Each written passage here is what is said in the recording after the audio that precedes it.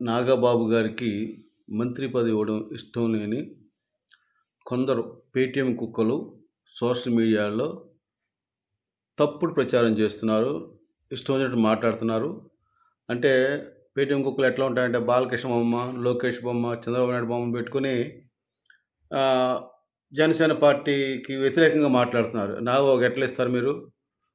బాలకృష్ణ అంటే నాకు తెలియదన్న నాగబాబుకి ఎలా ఇస్తారు మీరు అని అంటే కేవలం తెలుగుదేశం వాళ్ళే ఇవన్నీ పెడుతున్నారని ఒక భ్రమ రావడానికి అలా చేస్తున్నారని నేను అనుకుంటున్నాను. అలా చేస్తే పర్వాలేదు, నేను వాటికి సమాధానం చెప్తాను. ఇప్పుడు అదే కాకుండా తెలుగుదేశం ముసుగులో కాకుండా తెలుగుదేశం వాళ్ళే మాత్రం కూడా ఇలాగే మాట్లాడితే మాత్రం వైసీపీ కోరుకున్న కూటమి విచ్ఛిన్నం జరగవచ్చు. ఇది గమనించాలి, తెలుగుదేశం వాళ్ళు గమనించాలి. అసలుకి వీళ్ళకి అసలు బుద్ధి జ్ఞానం ఉందా అసలు అడుగుతున్నాను. నేను అసలుకి సరే వైసీపీ పేటీఎం కుక్కలే తెలుగుదేశం ముసుగులో పెట్టారు అనుకుందాం. వాళ్ళు కూడా ఇదే సమాధానం ఏం చెప్పారు ఒకటి సోషల్ మీడియాలో, బాలకృష్ణ అంటే తెలియని నాగబాబుకి ఎలా ఇస్తారు మీరు అని ఒకటి ఫస్ట్ ప్రశ్న. అసలు బాలకృష్ణ అనే వ్యక్తి విలేకరులు పవన్ కళ్యాణ్ గురించి అడిగితే పవన్ కళ్యాణ్ ఎవరో నాకు తెలియదని అన్నాడు.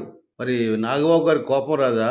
పవన్ కళ్యాణ్ తెలియకపోవడం ఏంటి? 2014లో చంద్రబాబు నాయుడు గారు పవన్ కళ్యాణ్ గారి ఇంటికి వెళ్ళి అక్కడ లేకపోతే ఆఫీస్కి వచ్చి బతిమాలి బామాలి పొత్తు సపోర్ట్ తీసుకున్నాడో లేదా? చంద్రబాబు నాయుడు తీసుకున్న తర్వాత ఎన్నికలకు వెళ్ళింది, అప్పటికి గెలిచాడు. అందులో పవన్ కళ్యాణ్ పాత్ర లేదా? ఒక్క సీటు కూడా తీసుకోకుండా, ఏం ఆశించకుండా, ప్రతిఫలం ఆశించకుండా సేవ చేశాడు పవన్ కళ్యాణ్ గారు. అది మర్చిపోయి బాలకృష్ణ అట్లా అన్నాడని నాగబాబు గారు కోపం వచ్చి ఏదో ఇంకో సందర్భంలో బాలకృష్ణ ఎవరో నాకు తెలియదు అన్నాడు.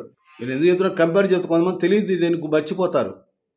అంటే వాళ్ళు లేవనెత్తిన సోషల్ మీడియా ఒక ప్రశ్న ఇది. రెండోది, నాగబాబు మళ్ళా కాపులకి ఇస్తాడు జనసేన పార్టీ వాళ్ళు, మరి ఇది కాపుల పార్టీ కాదా అని ఒకడు. ఏమండి, మీ వైఎస్ జగన్మోహన్ రెడ్డి 100 పోస్టులు ఉంటే 99 రెడ్లకి ఇచ్చాడు కదా. అలాగే ఇక్కడ ఎవరు ఇవ్వలేదు కదా. అన్ని కులాలకు ఇస్తారు, అన్ని వాళ్ళ ప్రాతినిధ్యం ఉంటుంది. కాకపోతే నాగబాబు గారు అనే వ్యక్తి జనసేన పార్టీకి 10 సంవత్సరాల నుండి ఎనలేని సేవలు చేస్తున్నాడు. ఇది వాస్తవం. ఆయన సేవలకు అనుగుణంగా అనకాపల్లి నుంచి పోటీ చేయాలనుకున్నాడు. ఆ విధంగా ఆయన అడుగులు వేశాడు. కానీ కొన్ని పరిస్థితుల కారణంగా కొనతాల రామకృష్ణ గారికి ఆ అనకాపల్లి ఎమ్మెల్యే సీట్ ఇవ్వడం వలన ఎంపీగా పోటీ చేద్దాం అనుకున్నాడు. కానీ అది కూడా భారతీయ జనతా పార్టీని తీసుకొచ్చి బలవంతంగా పొత్తులో భాగంగా చేసినందుకు వాళ్ళకి అడిగిన సీట్లు ఇవ్వాలి. అందులో భాగంగా అక్కడ సీఎం రమేష్కి త్యాగం చేశాడు భారతీయ జనతా పార్టీకి. అప్పుడు నాగబాబు గారు కూడా చెప్పాడు, నా తమ్ముడు ఏం చెప్తే చేస్తాను. తమ్ముడు ఆయన లీడర్ అంటాడు. నా లీడరు ఏం చెప్తే అది అనుసరిస్తాను, నా లీడర్ ఏం చెప్తే చేస్తానని చెప్పాడు నాగబాబు గారు ఆ రోజున. ఆ ప్రకారంగా ఆయన కట్టుబడి జనసేన పార్టీకి అహర్నిశలు కష్టపడ్డాడు.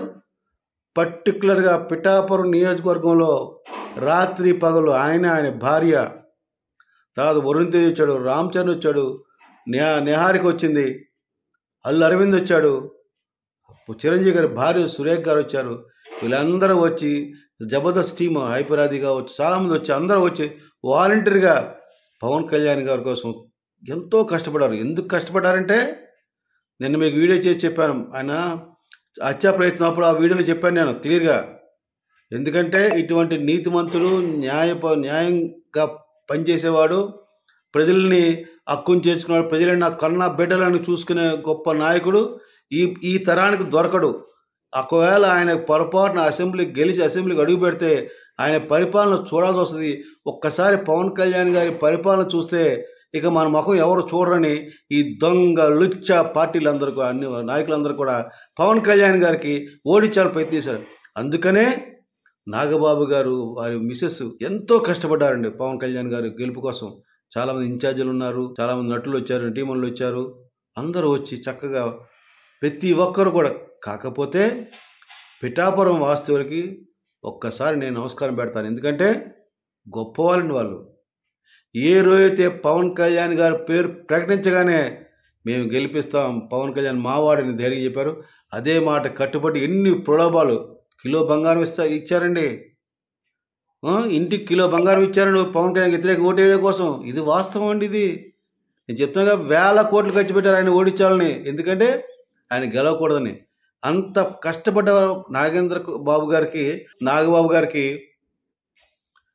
రాజ్యసభ మెంబర్ ఇద్దామని అనుకున్నాడు. అది కానీ ఇక్కడ రాజ్యసభ మెంబర్లో కూడా కొన్ని పరిస్థితులను కృష్ణయ్యకి ఇవ్వడం కోసం భారతీయ జనతా పార్టీ అడగడం వలన ఈయన త్యాగం చేశాడు మళ్ళా పవన్ కళ్యాణ్ గారు. అటువంటి పరిస్థితుల్లో చంద్రబాబు నాయుడు గారు జనసేన పార్టీ ఎప్పుడు త్యాగాలు చేస్తుంది అది అని చెప్పి, ఆ త్యాగానికి ప్రతిఫలంగా నాగబాబు గారికి మంత్రి పదవి ఇస్తా అని చెప్పి పవన్ కళ్యాణ్ చెప్పారు. ఆయన ఓకే అన్నాడు. అందుకే నిన్న ప్రకటించాడు చంద్రబాబు నాయుడు గారు మన ముఖ్యమంత్రిగా ప్రకటించారు. ఇది వాస్తవం. అంత కష్టపడిన వాళ్ళకి ఫలం ఉండాలిగా. పనిచేసిన వాళ్ళకి ఒడ్డును కూర్చుని తెలుగుదేశం ముసుగులో పేటీఎం కుక్కలన్నీ ఆ పాతని తవ్వుతూ మాట్లాడడం సభ్యత కాదు, సమాజం ఒప్పుకోదు. మీరు ఈ ఏడుపులు మానేయండి. మీ యొక్క పేటీఎం కుక్కలారా, మీ ప్రయత్నాలన్నీ మానుకోండి. మనం విజయసాయి అయిపోయాడు. పవన్ కళ్యాణ్ ముఖ్యమంత్రి ఇచ్చేసి అంటే జనసంఘ ఓహో అని వెళ్ళిపోతారు. వెళ్ళరట్లా. ఆ రోజులు పోయినాయి. పవన్ కళ్యాణ్ గారు అందరూ జన సైనికులు వీరమహిళ బ్రెయిన్ వాష్ చక్కగా చేశారు. చక్కగా నడుచుకుంటారు, చక్కగా పనిచేస్తారు. అందులో సందేహం లేదు. మీ యొక్క తుచ్చమైన నీచమైన పోస్టులు పెట్టి మీడియాలో చేసే దిక్కుమాలిన వాటికి స్పందించరు. కానీ ఒక్కడు మాత్రం గుర్తుంచుకోండి, పేటీఎం కుక్కలారా, మీకు త్వరలోనే తీవ్ర నష్టం జరగబోతుంది, తెలుసుకోండి. ముఖ్యంగా నేను కోరేది ఒకటే, కొంతమంది పేటీఎం కుక్కలు తెలుగుదేశం ముసుగులో ఇటువంటి పోస్టులు పెట్టి సోషల్ మీడియాలో ప్రచారం చేస్తే కూటమి పార్టీకి ఏమి నష్టం లేదు. కానీ నిజంగానే సహజం అండి ఇది. ఎందుకంటే తెలుగుదేశం పార్టీ వాళ్ళకి చాలామందికి ఇప్పుడే కాదు, 2014 నుంచి కూడా వాళ్ళకు ఉంది. పవన్ కళ్యాణ్ పొత్తేందుకు మనకి ఒంటరిగా పోరాటం చేద్దాం, ఒంటరిగా మనం గెలుస్తామని చాలా ధీమాతో ఉన్నారు. ఇప్పటికీ ఉన్నారు వాళ్ళందరూ. అటువంటి వ్యక్తులు ఉన్నారు. వాళ్ళు ఏమన్నా ఇవన్నీ పెట్టిస్తున్నారనేది ఒక సందేహం ఉంది జన సైనికుల్లో కానీ ప్రజల్లో కానీ.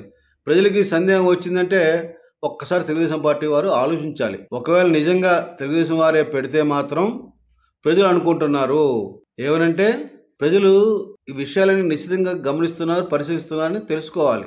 ప్రజలు ఏమంటున్నారంటే, తెలుగుదేశం వాళ్ళు మాత్రం ఇలాగే చేస్తే వారికి 2019లో పట్టిన గతి పడుతుందని క్లియర్గా ప్రజలు చెప్తున్నారు. ఇది తెలుసుకోమని నేను తెలుగుదేశం వాళ్ళకి విన్నవిస్తున్నాను. మనం కలిసి ఉండాలి. పవన్ కళ్యాణ్ గారు పదే చెప్తున్నారు, చంద్రబాబు నాయుడు గారు ఇంకో 10 సంవత్సరాలు ముఖ్యమంత్రిగా ఉండాలి, రాష్ట్రానికి అభివృద్ధికి ఆయన పునాదులు వేసి ముందుకు తీసుకెళ్తారు, వారి అవసరం రాష్ట్రానికి ఉందని పదే చెప్తున్నారు. దాన్ని దృష్టిలో పెట్టుకుని మసలుకుంటే మీకు మంచిది, రాష్ట్ర ప్రజలకు మంచిది, జనసేన పార్టీకి మంచిది. కాదు కూడదంటే మీ ఇష్టం తెలుగుదేశం నాయకులారా. కనుక మీరు జాగ్రత్త వహించి మంచిగా ఉంటే మంచిది, లేకపోతే తెలుగుదేశం నాయకుల తస్మాత్ జాగ్రత్త. నాగబాబు గారికి ఇచ్చినందుకు నేను చాలా ఆయనకి శుభాకాంక్షలు తెలియజేస్తున్నాను. వారి ఖచ్చితంగా మరొక పవన్ కళ్యాణ్ గారి లాగా పనిచేస్తారు, అందులో సందేహం లేదని మీకు అందరికీ వినవేస్తూ సెలవు తీసుకున్నాను. జై జనసేన, జై హింద్.